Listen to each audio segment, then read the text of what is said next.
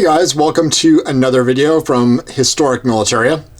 Today we're going to be looking at a couple of extremely interesting broom handles that not a lot of history exists on. These are both in the 50,000 serial number range, so that's going to date them to about 1904. And they are both in 9mm export caliber. And it's a very interesting caliber that doesn't have a lot of explanation other than Mauser wanted a more powerful than 7.63 by 25, which was the standard 30 Mauser caliber. So they, in about 1904, came up with a 9mm version of that cartridge, which was the same casing, 9 by 25, so a 25mm long casing, just necked up to 9mm instead of 30 caliber. And these guns did appear in the 50,000 serial number range. I believe we may actually have one of the first ones here that we're looking at. And the really interesting thing about the first ones that were made, I do believe they were made for a specific contract, because the chamber, which usually has Waffen fabric Mauser, is completely blank. And as we can see, this one's in the 50,000 serial number range. And so is this one. This one's actually gun number 50,001. And again, blank chamber. If you compare this to standard 30 Mauser guns made in the 50,000 serial number range, they will always have a Mauser marked chamber. So obviously, whoever put this contract together did not want them marked in that way. This one does have your characteristic divot inside or on the follower to help with feeding. The 9mm case was, of course, not bottlenecked, so it needed a little bit of help in the feeding, and so they put this little divot in there just to make the feeding a little bit smoother. Whereas this guy actually does not have the divot. So that can just give you an idea that sometimes you'll see a divot on 9mm factory guns, sometimes you won't. And the followers are numbered in both these guns and are the original factory parts, so they weren't added at a later date. Other than that, the guns are pretty much a typical Mauser gun from the time. You've front sight, your standard length barrel. This is built up a little bit to withstand the extra pressure of a 9 by 25, but other than that, nothing unusual. This gun has definitely seen a little bit of use, a little bit of service wherever it went.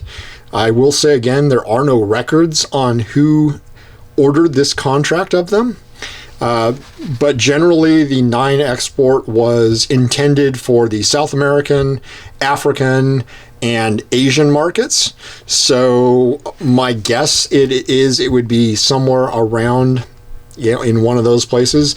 It certainly wasn't a European contract, because the 9 by 25 cartridge in Europe really didn't catch on until about 1930.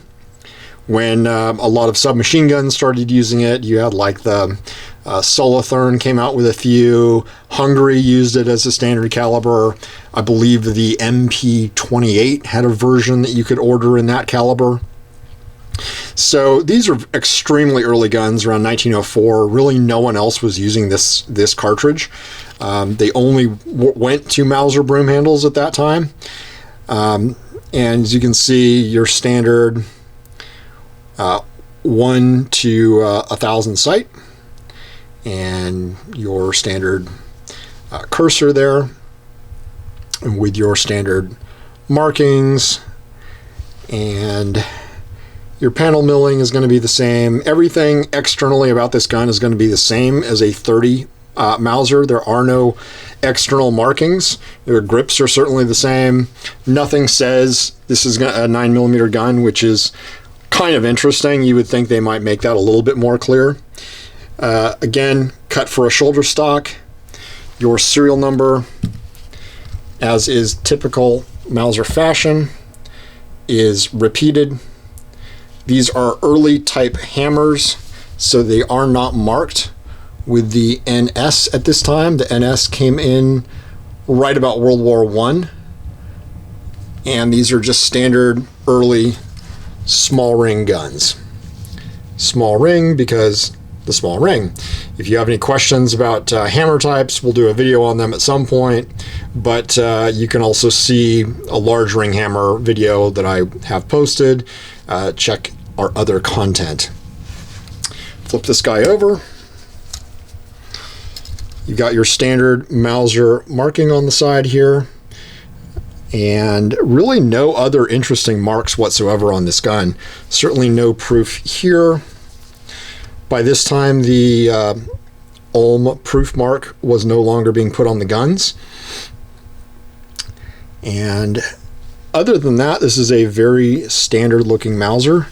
I do believe this one is import marked. At least I thought it was. Yeah, I believe there's a really faint old import mark on the bottom of the barrel here. That would have been indicative of probably coming back into the United States in the mid to late 1960s, probably by Inner Arms or Century. And again, where this came back from is anybody's guess, because nobody's going to tell you.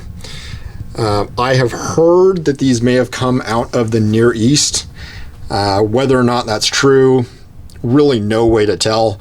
Mauser didn't keep records on their contracts, and we'll look at some other Mauser contract guns that have absolutely no records of where they went, who they went to, and yet they are definite specific contracts. But anyway, just an interesting variant that a lot of people don't necessarily know about. And we'll take a look at this guy, which is in somewhat better condition. Again, 9mm export, gun 50,001, which really makes me think that it really might have been the beginning of this contract. And I do not believe they were made in any kind of sequential order, because I actually have seen a gun that fell between these two serial numbers, and it was a completely standard commercial, I believe it even was a von Langkirchen Detmold made for export to America gun. So absolutely nothing exciting about it other than just the serial number range. So I think they just picked these out of standard production and supplied the contract as needed. As you can see, this has a generous amount of fire blue still on it.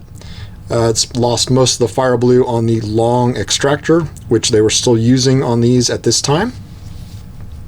Again, the real telltale thing is no marking over the chamber, which is quite unusual for Mauser. They really like to mark all their guns there.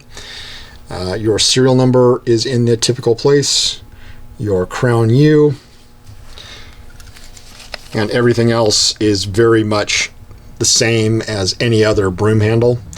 And again, remember, this one does not have a divot inside, so don't believe the people who tell you that all 9mm guns have to have a divot.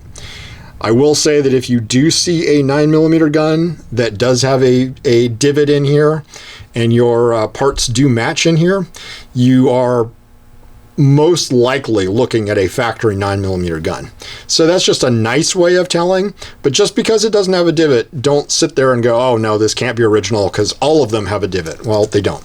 Even Red 9s don't all have that. But other than that, this is a very standard Mauser. Flip it over and look on the underside here. Nothing too special there either, just the typical nonsensical factory assembly marks, and that's really about it on these. This one is a pretty nice looking though, and you don't see a lot of these 9mm exports in very good shape. It seems like a lot of them did go to various parts of the world, like Africa, like South America, and they got used. They got very well used, and they were good guns, and a lot of people liked them. And, you know, things that come out of Africa and South America and Asia are often used and not particularly taken care of in terms of firearms. They saw a lot of action. They saw a lot of service, and a lot of times they were in pretty nasty environments, a lot of humidity, a lot of moisture. Certainly it's like Dutch Lugers that went to the Dutch East Indies.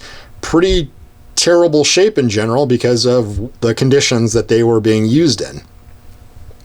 But I hope you've enjoyed taking a look at definitely a strange and kind of unknown broom handle contract.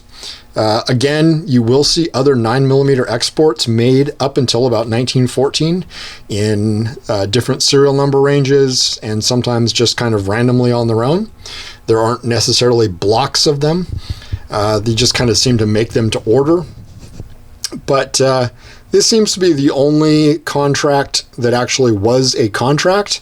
Other 9mm exports will in fact have the top marking, the chamber marking. So that's not indicative of it being a 9 export or not. I think we've done a video actually on another 9 export that has a chamber marking just like any other broom handle on the top, but it's a much later gun. But if there's something you would like to see us do a video on in terms of broom handles or ordnance or helmets, make a comment. And if you've got any insight on these interesting 9mm exports, I'd love to hear from you and kind of shed some light on it. Thanks for watching, and like and subscribe.